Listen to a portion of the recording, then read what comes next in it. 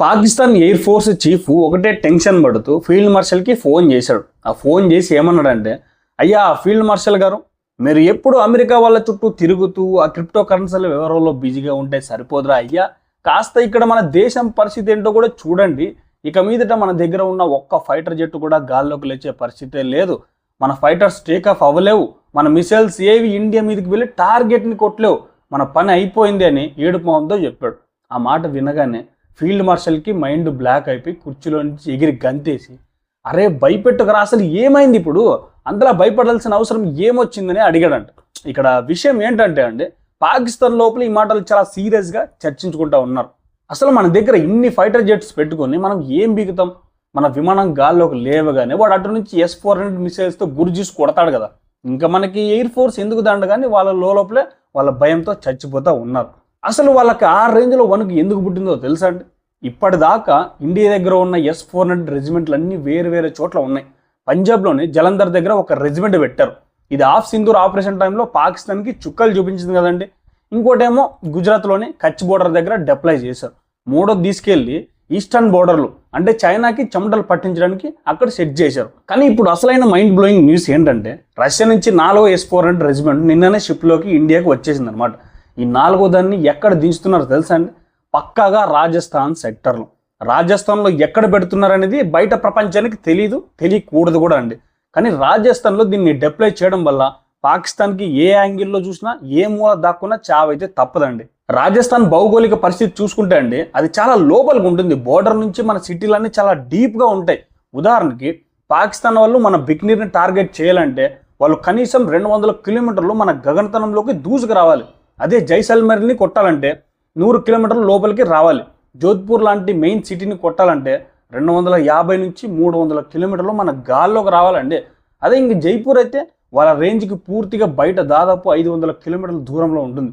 అంటే Pakistan fighter jets కానీ ఈ మిసైల్స్ కానీ మన రాజస్థాన్ మీద అటాక్ చేయాలంటే వాళ్ళకి డీప్ పెనిట్రేషన్ కెపాసిటీ ఉండాలండి.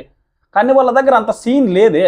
ఇప్పుడు మన వాళ్ళు ఈ 4వ S-400ని రాజస్థాన్లో ఎందుకు పెట్టారంటే, ఆ సెక్టర్లో ఉన్న చిన్న గ్యాప్స్ని కూడా కవర్ చేసి పాకిస్తాన్కి ఊపిరాడకుండా చేయడానికి.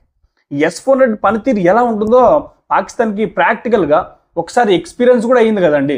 ఒకసారి పాకిస్తాన్కి చెందిన ఒక ఎయిర్ ట్యాంకర్ లేదా ఎయిర్ బోర్న్ ఎర్లీ వార్నింగ్ సిస్టమ్ని మన S-400 ఏకంగా 318 కిలోమీటర్ల దూరం నుంచి పర్ఫెక్ట్గా లాక్ చేసి కొట్టి పడేసిందండి. మీరు గూగుల్లోకి వెళ్ళి longest kill by surface to air missiles అని సెర్చ్ చేస్తే పక్కాగా మన ఇండియా కొట్టిన ఈ పాకిస్తాన్ విమానం ముచ్చటే వస్తుందండి. ప్రపంచం మొత్తంలో ఇంత దూరం నుంచి ఒక టార్గెట్ని లేపాల్సిన రికార్డు ఇంకెవరికి లేదు. ఈ దెబ్బతో పాకిస్తాన్కి అర్థమైన విషయం ఏంటంటే, వాళ్ళ ఫైటర్ జెట్స్కి దారి చూపించే ఆ గైడెన్స్ రాడార్లు కానీ ఆ ఎర్లీ వార్నింగ్ సిస్టమ్స్ అన్నీ కూడా ఇప్పుడు కనీసం 600 కిలోమీటర్ల లోపలికి, అంటే వాళ్ళ సొంత గడ్డ మీద బాగా లోపలికి వెళ్ళి ఎగురుకుంటే తప్ప బతికే ఛాన్సే లేదు. ఇప్పుడు ఇండియా క్రియేట్ చేస్తున్న ఈ ఎయిర్ డిఫెన్స్ లేయర్స్ ఎలా ఉన్నాయంటే అండి, అచ్చం శ్రీకృష్ణుడు సుదర్శన చక్రం లాగా ఉన్నాయి. దీన్నే మన డిఫెన్స్ భాషలో సుదర్శన అని పిలుస్తున్నాం. ఈ సుదర్శన చక్రంలో ఎన్నో పొరలు ఉన్నాయండి. పాకిస్తాన్కి చెందిన ఏ చిన్న మిసైల్ కూడా, కనీసం ఒక చిన్న డ్రోన్ కూడా ఈ పొరలను దాటుకొని రాలేదు. ఇప్పటి వరకు వాళ్ళకి ఒక ఆశ ఉండేదండి, పంజాబ్లో గుజరాత్లో మాత్రమే కదా S-400 ఉండేది. రాజస్థాన్ సైడ్ నుంచి గ్యాప్ ఉంది కదా, అక్కడి నుంచి దూరదాం అనుకున్నారు. కానీ ఇప్పుడు ఆ రాజస్థాన్ గ్యాప్ కూడా క్లోజ్ అయిపోయింది. ఇది చాలదన్నట్టు కేవలం S-400 మీదే ఆధారపడకుండా దానికి సపోర్ట్గా ఇండియా స్వతంత్రంగా తయారు చేస్తున్న ప్రాజెక్ట్ కుష కూడా రెడీ అవుతుందండి. ఈ ప్రాజెక్ట్ కుష కింద 250 కిలోమీటర్లు, 350 కిలోమీటర్లు, 450 కిలోమీటర్ల రేంజ్ ఉన్న వేరే మిసైల్స్ని మోహరిస్తున్నారు. అంటే ఒక లేయర్ మిస్ అవుట్ అయితే ఇంకో లేయర్, అది మిస్ అవుట్ అయితే ఇంకో లేయర్, అలా ఉద్ది కారేస్తాయి అనమాట. S-400 డెసిగ్నేటెడ్ రేంజ్ 400 కిలోమీటర్లని అందరికీ తెలుసు కదండి. కానీ ఇప్పుడు ఇంకో అడుగు ముందుకేసి ఏకంగా S-500 సిస్టమ్ గురించి కూడా ఇండియా రష్యాతో గట్టిగా చర్చలు జరుపుతూ ఉంది. ఈ S-500 వస్తే దాని రేంజ్ ఏకంగా 600 కిలోమీటర్లు ఉంటుందండి. ఈ 600 కిలోమీటర్ల రేంజ్ అంటే పాకిస్తాన్కి ప్యాంట్లు తడిచిపోవడం ఖాయం. ఎందుకంటే ఈ రోజున్న పరిస్థితుల్లో ఇండియా రేంజ్కి చిక్కకుండా పాకిస్తాన్లో కేవలం 2 ఎయిర్ బేస్లు మాత్రమే కొద్దిగా సేఫ్గా ఉన్నాయి. అవేంటి అంటే క్వెటా మరియు పెషావర్ బేస్లు అండి. ఇస్లామాబాద్లో ఉన్న నూర్ఖాన్ ఎయిర్ బేస్ పరిస్థితి ఏంటో వాళ్ళందరికీ తెలుసు కదండి.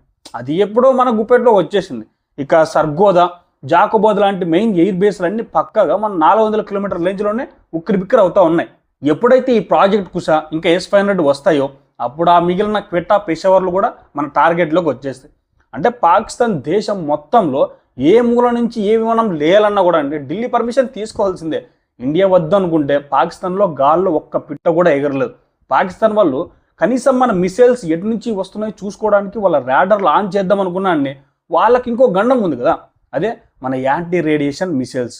ముఖ్యంగా అండి రుద్రం సిరీస్, ఇవి ఎంత ఖతర్నాక్ అంటే శత్రువులు ఎక్కడో 100 కిలోమీటర్ల దూరంలో వాడిన రాడరు స్విచ్ ఆన్ చేసిన వెంటనే అండి ఆ రాడర్ నుంచి వచ్చే రేడియేషన్ ఫ్రీక్వెన్సీ తరంగాలను పసిగట్టి నేరుగా వెళ్ళి ఆ రాడర్ నెత్తి మీద పడి పేలిపోతాయి. వీటి రేంజ్ కూడా దాదాపు 400 కిలోమీటర్లు ఉంటుంది. అంటే పాకిస్తాన్ వాళ్ళు కళ్ళు తెరిచి చూద్దామన్నా సరే వాళ్ళు కళ్ళు పొడిచేయడానికి మన రుద్రం మిసైల్స్ ఎప్పుడు రెడీగా ఉంటాయి అన్నమాట గాల్లో. ఆ గాలి దాడుల టెన్షన్ తట్టుకోలేకే పాకిస్తాన్ వాళ్ళు ఒక స్ట్రాటజిక్ డెప్త్ కోసం చూస్తూ ఉన్నారు. ఒకవేళ ఇండియా కానీ ఫుల్ స్కేల్ వార్ చేస్తే మన పాకిస్తాన్ ఫైటర్ జెట్స్ని బేస్ని తీసుకెళ్లి ఆఫ్ఘనిస్తాన్లో దాచుకుందాం, కాబూల్ నుంచి ఆపరేట్ చేద్దామని ఒక మాస్టర్ ప్లాన్ వేశారండి. కాబూల్ అయితే ఇండియా రేంజ్కి కొంచెం దూరంలో ఉంటుంది కదా అని వాళ్ళ ఆశ అనమాట. కానీ ఇప్పుడున్న మన ఆయుధాల రేంజ్ చూస్తుంటే పాకిస్తాన్ మొత్తం కవర్ అయిపోయి వాళ్ళ స్ట్రాటజిక్ డెప్త్ అంతా బూడిదలో పోసిన పన్నీర్ అయిపోయింది. పోనీ బెలూచిస్తాన్లో మ్యాక్రన్ తీరంలో లేదా ఖరాన్ లాంటి చోట్ల ఏమైనా దాక్కుందామంటే అక్కడ వాళ్ళకి సరైన ఎయిర్ బేస్లే లేవు కదా. పాస్నీ లాంటి చోట్ల చిన్న చిన్న ఎయిర్ స్ట్రిప్స్ ఉన్నాయి, కానీ అవి జస్ట్ విమానాలు వచ్చి వెళ్ళడానికి మాత్రమే పనికొస్తాయి తప్ప ఒక పెద్ద స్క్వాడ్రాన్ని అక్కడ మెయింటైన్ చేయలేరు కూడా. ఒకవేళ ఎక్కడో గాద్వార్లోనో పాస్నీలోనో ఎయిర్ బేస్లు కట్టినా అది డైరెక్ట్గా అరేబియా సముద్రం పక్కనే ఉంటుంది కదా, అంటే మన ఇండియన్ నేవీకి డైరెక్ట్గా దొరికిపోతారు. మన నేవీ దగ్గర బ్రహ్మోస్ లాంటి బ్రహ్మాస్త్రాలు ఉన్నాయి కదండి. ఒకప్పుడు బ్రహ్మోస్ రేంజ్ 290 కిలోమీటర్లు ఉండేది, తర్వాత 450 కిలోమీటర్లు పెరిగింది. కానీ ఇప్పుడు లేటెస్ట్గా బ్రహ్మోస్ రేంజ్ని ఏకంగా 800 కిలోమీటర్లు పెంచేశారు మన సైంటిస్టులు. సముద్రంలో ఉన్న మన నేవీ షిప్స్ నుంచి 800 కిలోమీటర్ల లోపల ఉన్న పాకిస్తాన్ టార్గెట్ని దిబ్బడి అనిపించవచ్చండి. ఇవన్నీ పాతకాలం నాటి బ్యాలిస్టిక్ మిసైల్స్ కావండి. రాడర్లు కళ్ళు కప్పి భూమికి అతి దగ్గరగా దూసుకుపోయి cruise missiles, air to air missiles అండి. వీటికి దొరికితే ఇక శవం వెతుక్కోవడం కూడా కష్టమే. ఇండియా వైపు నుంచి ఎటు తప్పించుకోలేక చస్తున్న పాకిస్తాన్కి ఆఫ్ఘనిస్తాన్ వైపు నుంచి ఇంకో పెద్ద దెబ్బ పడిందండి. ఆఫ్ఘనిస్తాన్ని కంట్రోల్ చేస్తున్న తాలిబాన్లు డైరెక్ట్గా రష్యాతో డీల్ మాట్లాడుకొని వాళ్ళ దగ్గర నుంచి అండి మ్యాన్ ప్యాడ్స్ కొనుక్కుంటున్నారు. మ్యాన్ ప్యాడ్స్ అంటే ఒక మనిషి తన భుజం మీద పెట్టుకొని గాల్లో ఎగురుతున్న విమానాలని, ఈ హెలికాప్టర్లను కూల్చేసి చిన్న సైజు ఎయిర్ డిఫెన్స్ సిస్టమ్స్ అనమాట. ఇవి రావడం వల్ల పాకిస్తాన్కి వెస్టర్న్ బోర్డర్లో కూడా చుక్కలు కనిపిస్తూ ఉన్నాయి. ఒకవేళ ఇండియాకి కొంచెం కోపం వస్తే రష్యాతో ఒక మాట చెప్పి ఇంకొన్ని పవర్ఫుల్ మిసైల్స్ని ఆఫ్ఘనిస్తాన్కి షిఫ్ట్ చేయించగలదు కదండి. ఎందుకంటే ఉక్రెయిన్ యుద్ధంలో వాడకుండా రష్యా దగ్గర చాలా మిసైల్స్ మిగిలిపోయి ఉన్నాయి. వాటిని తాలిబాన్లకు ఇచ్చి పాకిస్తాన్ మీదకి ప్రయోగిస్తే వాళ్ళకి కనీసం రెస్ట్ తీసుకునే ఛాన్స్ కూడా ఉండదండి. ఇవన్నీ చూసి పాకిస్తాన్ ఆర్మీ హెడ్ క్వార్టర్లో జనరల్స్ అంతా తలలు పట్టుకొని కూర్చున్నారంటబ్బా. మొన్నటికి మొన్న ఒక పెద్ద మీటింగ్ పెట్టుకొని వాళ్ళల్లో వాళ్ళే కుమిలిపోతూ ఉన్నారు. ఈ S-400 రాజస్థాన్ డిప్లాయ్మెంట్ గురించి ఇండియా వాళ్ళు కావాలనే మీడియాతో లీక్ చేశారని, దీనివల్ల మన పాకిస్తాన్ ఆర్మీకి ఉన్న కాస్తో కూస్తో మోరల్ కూడా పూర్తిగా డౌన్ అయిపోతుందని భయపడతా ఉన్నారు. అసలు ఎప్పుడైనా మీ ఆర్మీకి ఒక మోరల్ ఉంటాయి కదరా డౌన్ అవడానికి. మీ స్పెషాలిటీ ఏంటంటే ఇండియా చేతిలో తన్నులు తినడం, ఆ తర్వాత కాళ్ళ బేరానికి వచ్చి 93,000 మంది సైనికులతో ఒకేసారి సరెండర్ అవ్వడం. ఎప్పుడు కూడా యుద్ధం రాకముందే ఈ సరెండర్ అయిపోవడానికి వాళ్ళు మానసికంగా సిద్ధం అయిపోతూ ఉంటారండి. ఎప్పుడు కూడా అంతే. మొత్తానికి చూసుకుంటే ఇక్కడ పాకిస్తాన్కి బ్యాడ్ టైం స్టార్ట్ కాదు, ఏకంగా ది ఎండ్ కార్డ్ పడిపోవడానికి రెడీగా ఉంది. వాళ్ళ ఆక్రమిత భూభాగాల్ని వదిలేసి వాళ్ళ అడుగు తినే పాపులేషన్ని తీసుకెళ్ళి ఎలా బతకాలో ఆలోచించుకుంటే మంచిది.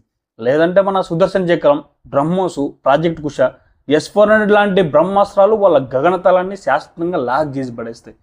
So thank you for watching. జై హింద్, జై భారత్, వందే మాతరం.